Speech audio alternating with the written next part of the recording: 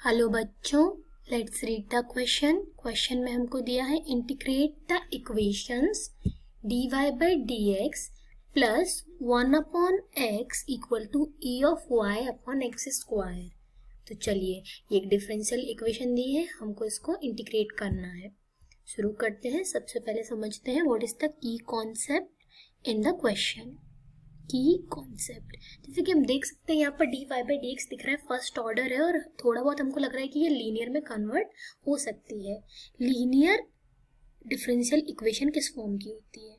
Linear differential equation किस form की होती है? ये होती है dy by d x plus p of x into y equal to some function of x, q of x। अगर इस फॉर्म की कोई इक्वेशन रिड्यूस हो रही है तो वो लीनियर डिफरेंशियल इक्वेशन है।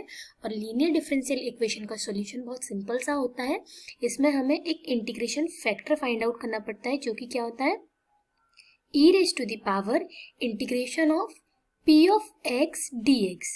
जब इंटीग्रेशन फैक्टर निकल आता है तो जो सोल्यूशन होता है वो होता है y into integration factor equal to integration of integration factor into q of x dx।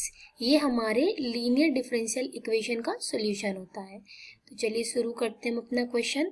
सबसे पहले कोशिश करते हैं इसको लीनियर फॉर्म में कन्वर्ट करने की। ओके,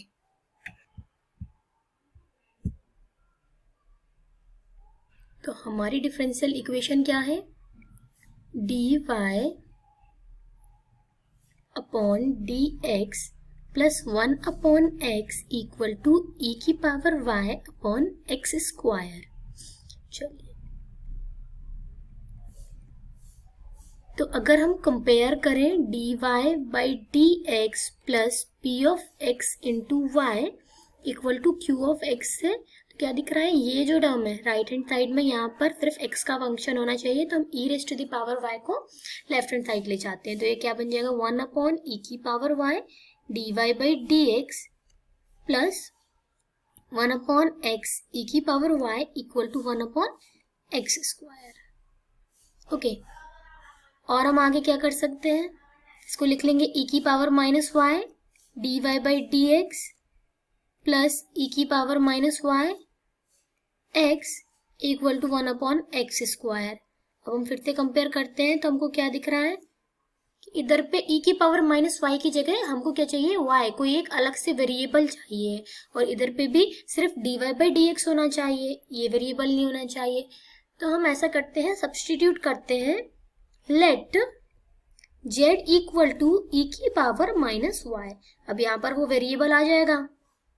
ओके, तो dz क्या हो जाएगा? dz will be equal to minus of e की पावर माइनस वाई dy। यहाँ पर भी ये रिप्लेस हो जाएगा। तो चलिए सब्स्टिट्यूट करते हैं हम।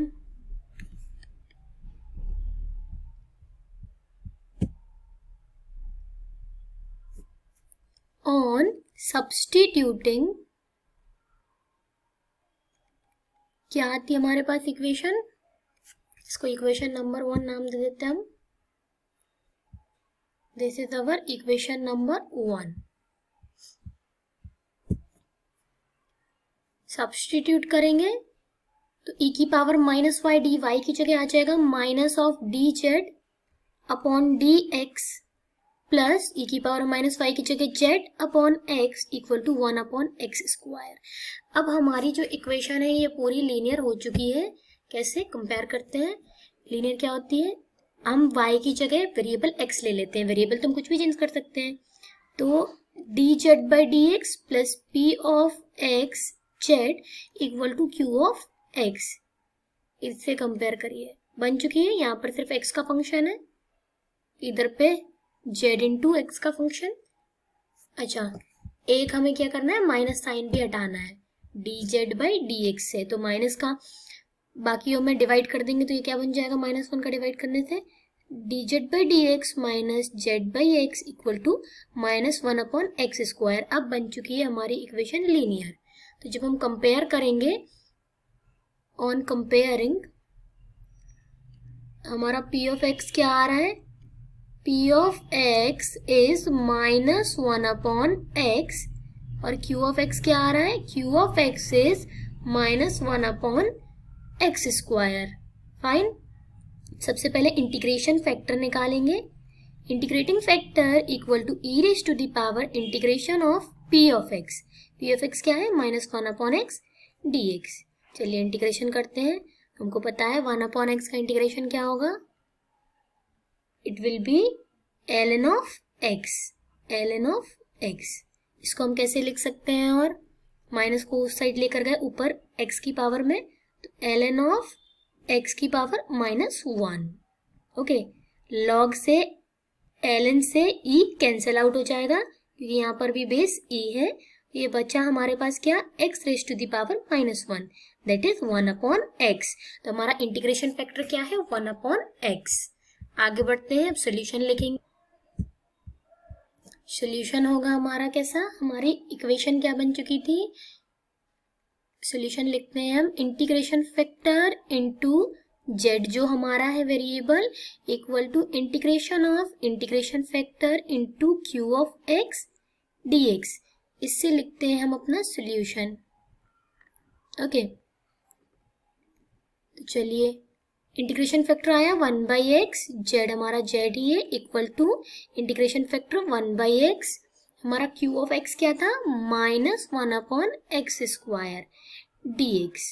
अब हमको इसका इंटीग्रेशन करना है. तो क्या हो गया? 1 upon x क्यूब dx.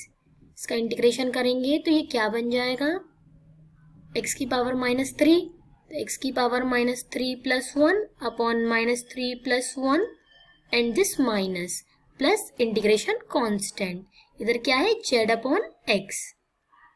आगे सॉल्व करेंगे इसे तो z upon x equal to ये -2 हो जाएगा, माइनस से माइनस कैंसिल हो जाएगा, इधर 2 हो गया, x की पावर -2 प्लस c. चलिए अब हम यहाँ पर z की जगह क्या हमने माना था? z को हमने माना था, मैं किसको z माना था? हमने माना था e raise to the power -y equal to z, है ना. यहाँ पे पुट कर दें z की जगह e raise to the power -y.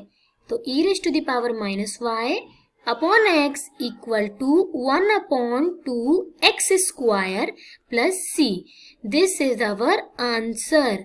Equation solve हो चुकी है, इंटीग्रेट हो चुकी है और हमारा आंसर ये आया है. Hope you understood it. Thank you बच्चों.